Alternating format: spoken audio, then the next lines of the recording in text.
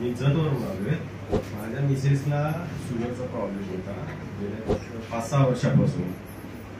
ते असंच व्हॉट्सअपवरती बघताना मला साहेबांचा नंबर भेटला, अभिजित पाटला साहेबांचा. त्यांना फोन करून कॉन्टॅक्ट केलं. त्यावेळी मला माहिती पडली की असं औषध आहे.